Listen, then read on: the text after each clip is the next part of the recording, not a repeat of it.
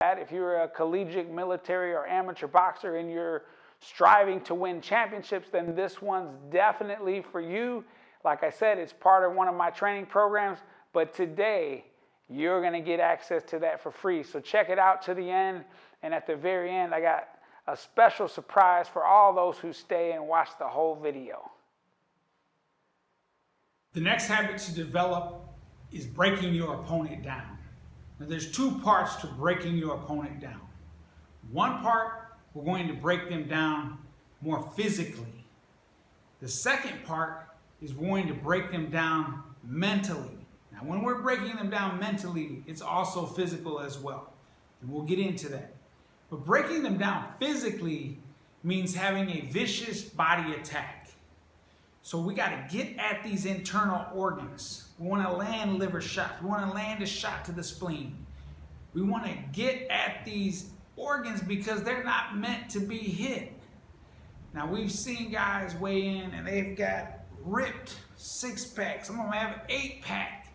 And when you land a nice liver shot, it don't matter how sculpted they look. We land that shot right in the spot, right up underneath that bottom rib. Those guys are touching the canvas. Look at the fight with Bernard Hopkins and Oscar De La Hoya. De La Hoya is one of the best fighters of all time. Incredible athlete and an incredible fighter. But when that shot landed, it was just too much. He could not continue. And so we want to learn to place those shots and get accurate at landing on those organs. And when we do that, it takes the energy levels from your opponent and just drains it immediately. And you can end a fight with those shots. I think in one of the other habits I did show you Cruz landing a nice liver shot and it ended the fight. But you can do that as well. You begin to land those shots and you can end a fight like that. But even if it doesn't end the fight, if you start to land those body shots, it's going to make your opponent tired. And in an amateur fight, you're not going as many rounds, but it still adds up over just those few rounds. I've seen guys just fighting a 3-round amateur fight, and when someone has a vicious body attack, you drain your opponent. You drain them. It sucks the energy and it takes their legs from them. And I'm telling you, learn to break your opponent down with a vicious body attack. Now, how do you develop the habit? There's a couple things you can do. One, every day in the gym, go to the bag and work straight body shots for at least an entire round. Learn to rip and dig and use all your muscles and dig from the legs and rip those shots in there.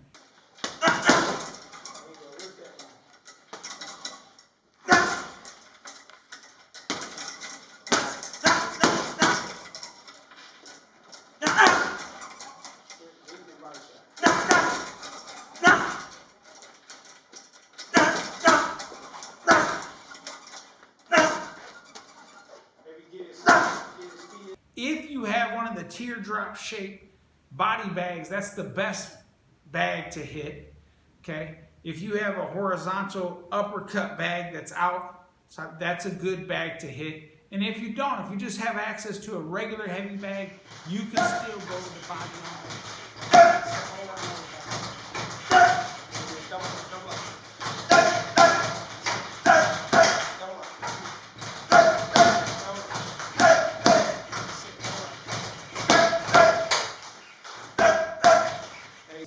But get rounds in and add those rounds up. The compound effect is at work once again. Add those rounds up of ripping body shots, going to the body every day, and in your sparring sessions, practice attacking the body. To attack the body, you come in behind the jab. You don't just walk into your opponent. That's how you get caught. You got to come in behind the jab and move your head on your way in, and then get ripping at that body. And then every time they throw punches, if they throw their jab, go to their body, up underneath their jab. So that's what we're going to do to break our opponent down, is have a vicious body attack. Now that's the first part. The second part is to learn to pot shot. And pot shotting is similar to what you learned when we talked about jab control theory and taking away an opponent's jab. That's pot shotting. When we're punching with our opponent. As our opponent punches, we also punch. So one of the simple ways, actually this is not a simple way, this is probably really a very advanced way, and it takes incredible timing, but this is one of my favorites. So I'm going to just show you from the side here. So when someone jabs, if they were protected before, and they're not giving you their chin, they're protected, right? At the end of their jab, they're protected.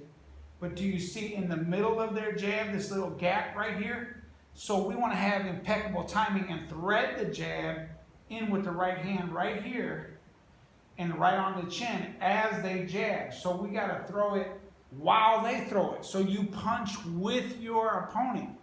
And I don't mean you're both trading punches. I mean you're making him miss or her miss, and you're landing your shot at the same time. So when they go to throw that jab, you thread the jab and that shot comes right in on their chin and connects. That one takes impeccable timing. That one is harder to do, but the concept is simply explained with that. That is pot shotting at its best. Come on your head, to the gap. That's your here comes the jab right here. You gotta get around, you gotta get in that gap.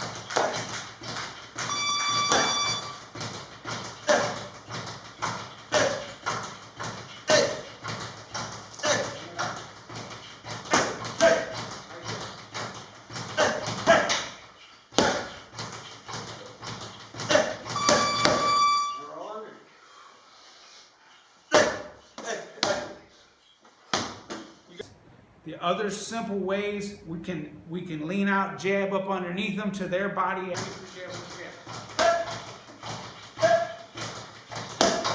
As they jab, we can slide up underneath with a 2 to the body. So the point is, for pot shotting or breaking our opponent down, is we're punching with them. Every time they're punching, they're getting hit. We're making them miss, we're making them pay. And psychologically, that's breaking them down because they think, dang, every time I'm trying to punch, I keep getting hit. This guy punches me every time I go to punch. And this is also a great way, if you're fighting someone that's faster than you, this negates speed. This negates speed. If you have an opponent that's faster than you and you let them punch and then you try to punch after them, you will never get to them. They're too fast. If they're faster than you, they're going to move. They're going to hit and move. Guys that fight Floyd Mayweather, they're crazy to go after his head. One, they should be going after his body, then back up to the head. Okay?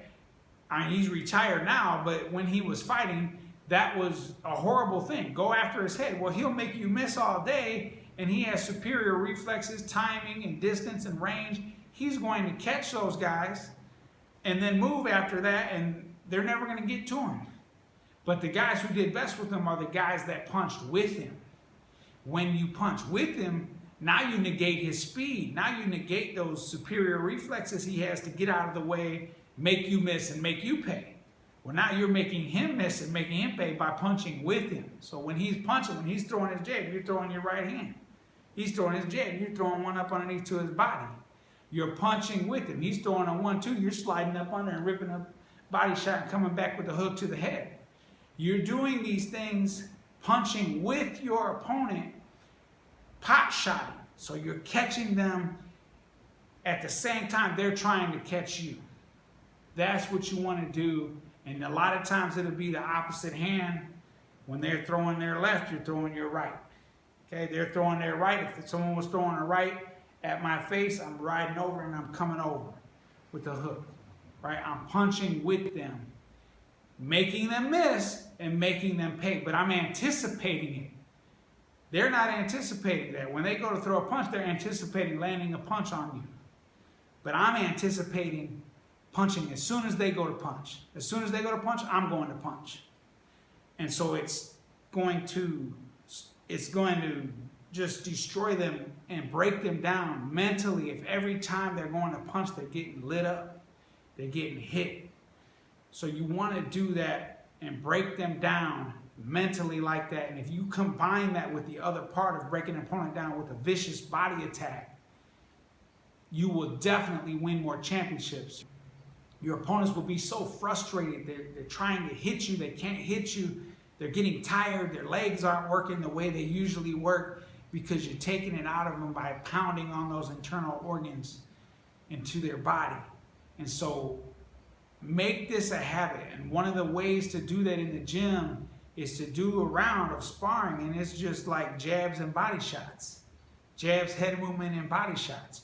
Get in a corner, similar to the phone booth drill, and do the body shot drill there, where your opponent's just throwing punches at your body and you coming right back to their body, right? And you're learning to block, right? Or where you're both punching at the same time, but you're in a phone booth, you're in the corner. No one's going anywhere. We're just working the body. You're going rounds of just jabs, head movement, and body shot sparring. Do rounds like that, and this will become a habit to attack the body. Also, when you spar, practice punching with guys. Watch them punch, make them miss, boom, make them pay. Slide up underneath their shot, right? He's throwing a 1-2, slide up under, touch the body, boom, come back to the head with the hook.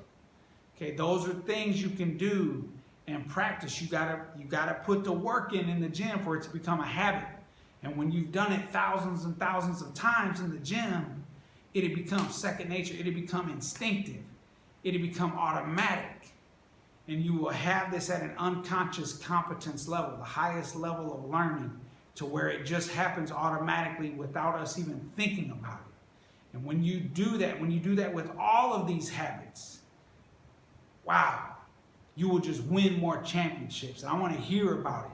I love to help fighters win championships, accomplish their goals and dreams, and become greater people in and outside of the gym. So put this to work. This is a tough one, but put the work in and make this a habit for yourself. And I promise you, it will help you win more championships.